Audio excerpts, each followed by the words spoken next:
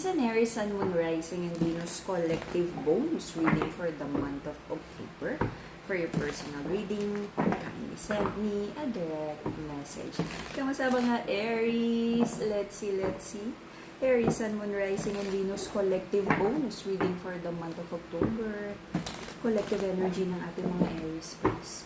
Collective energy ng ating mga Aries. Collective energy ng ating mga Aries.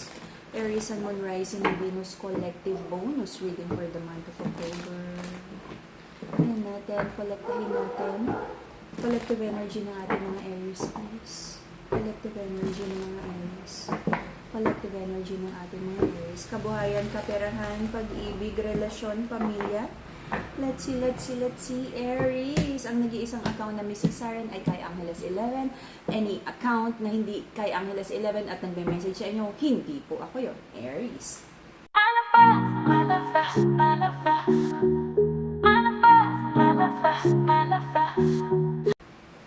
Okay. Small offer. Sino to? There's a masculine in this connection that the feminine feels like hindi enough kung ano yung effort, pagmamahal at effort na binibigay. Pero sabi ng feminine, sige for now, pagbigyan. Okay? Kumbaga, sabi ng feminine, nasa tamang edad na daw ang masculine na to para makapagbigay ng mas maganda maginhawang buhay. But it feels like wala siyang makuhang maayos na plano, pag-uusap man lang kung saan papunta tong relasyon na to, sabi ng feminine. Someone is trying to find the balance sa sitwasyon, kung ano yung mga tamang desisyon. Marami na ring duda about this connection, marami na ring like trust issues, mga nangyaring hindi maganda in the past na hindi naman naayos. Okay? But sabi ng masculine, gusto daw niya na magkaroon ng maayos na energy sa bahay, sa family, sa relationship. At sabi ng masculine, nandito naman siya to stay sa feminine. Sabi ng feminine, gaano ba talaga ka-sincere sa kanya si masculine because may nakikita akong ibang energy dito. May ini-entertain bang iba? At kung meron, mas mahal ba siya kaysa doon sa isang kinakausap? Mas mahal ba siya kaysa sa ex na hindi makalimutan? Okay? Maraming ino-overthink about this connection. Marami rin iniisip na parang tama ba tong connection na to, na ito yung piliin na pang long term. If ever ba na makasama mo tong tao na to in the next 5, 20 or 50 years of your life, magiging masaya ka ba? Or lagi na lang someone is giving more, adjusting more, understanding more, loving more? Sabi ng feminine, napakaraming plano, sinabi ng masculine, apology, na hindi naman sinamahan ng change behavior, puro pangako, puro salita. Maraming lies, but then binigyan ng maraming chances, maraming pagtitiwala. Ang gusto lang naman ng feminine sa connection na to ay magkaroon ng genuine positive transformation. Marami ding iniisip tungkol sa kapirahan, kabuhayan. Okay? It feels like this kind of energy, no? Na parang very basic na gustong unahin ang kapirahan, na mas mahalaga muna ang stability kaysa sa pag-ibig. Okay? And this is also an energy of like, pigilan ako, that someone is marrying for money. Okay? Nagsasettle for money. Kahit hindi masaya, basta may pera, okay na. Okay? Let's see. Maraming reasons for doing that. Binabarahan ng aking throat chakra. Pinipigilan ako. Okay.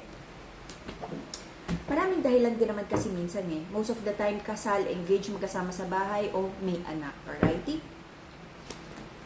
For mental clarity and stronger connection with your intuition, amethyst crystal. For harmony and healing of the emotional wounds, self-love, Madagascar rose quartz. Okay? Lahat ng crystals natin, authentic, cleanse, and blessed by the enlightened guide. Okay. I feel nagkaroon ng taking a leap of faith, another chance, clean slate, bigyan ng chance, pakinggan, hintayin, magbago. Naging slow yung hinihintay na pagbabago or positive change, but it feels like unti-unti nakakatanaw naman ang pag-asa. Okay? But I feel, ito yung parang sinasabing every time na lang na you feel na may magandang nangyayari, parang kasunod may disappointment, okay? Perspective mo lang naman yan. Baka nagkataon lang, okay? Because recent past, it feels like meron na namang bagong tinatry na i-heal, patawarin at intindihin about this about this connection. Sabi ng ating mga Aries, nagtatry siyang mag-heal. Ganon din yung masculine. Parang pareho nyong nadidisappoint ang isa't isa kasi hindi kayo marunong mag-usap. Okay? Prayers ng feminine, sana maging mas reliable na daw ang masculine sa situation na to. Sabi naman ng masculine, ano pa daw gusto ni feminine? Nabigay naman daw niya lahat. So sabi ni masculine, ano pa ba? Wala na daw siyang kayang ibigay. Todo na daw yun. Sabi naman ni feminine, naku, hindi lang naman yan marunong magbago. Ayusin ang buhay. Bla, bla, bla. Okay? Right now, sabi ng mga Aries, it feels like a burden para sa mga Aries ang connection na to. Ang dami ding iniisip, kabuhayan, kaperahan, personal growth, alright? Maraming juggle. Lalo na para sa mga feminine na may involved na anak, trabaho, working mom, maraming binabayarang utang, whatever. Sabi ng person ng mga Aries, malinaw sa kanya kung anong plano, malinaw sa kanya yung mga gusto niyang mangyari. Malinaw sa kanya na lagi kayong nag-aaway. Malinaw sa person mo, Aries, na lahat na lang nang nakita mo sa kanya mali. Lagi mo na lang daw minamagnify yung mali niya. Hindi mo na daw siya na-appreciate. Very unloving daw ang energy ng feminine sa ating masculine. Feminine, totoo ba yun? Kailangan mag-usap.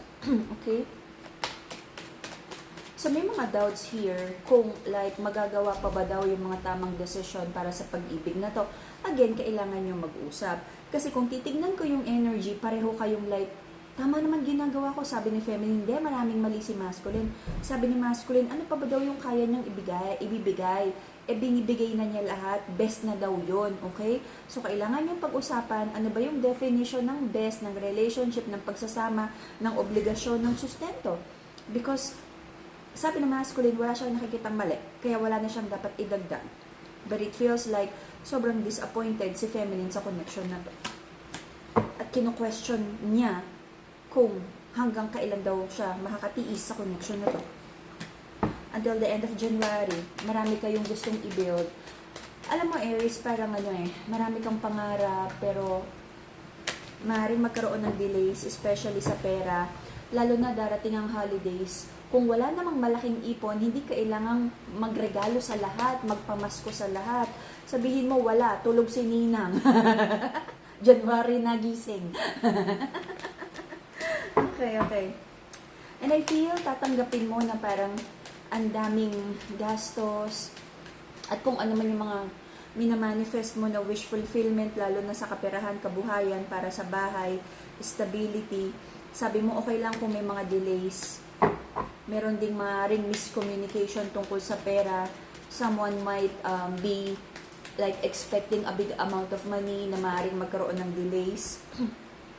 Aries, huwag kang mag-alala because there is like parating na big blessing para sa'yo. Alam mo naman how to take care of you, how to take care of people around you, and may parating, no? Pagdating naman sa negosyo or trabaho, tuloy mo lang yung work, yung effort, may parating para sa'yo. Kumbaga, you'll be equally compensated by the divine, like, depende sa trabaho mo, okay? Just protect yourself from burnout. Siyempre, kesa naman trabaho ka tapos sa dulo pinangbili mo lang ng gamot, 'di ba, or vitamins yung mga pinang overtime mo, bala-balanse. Okay?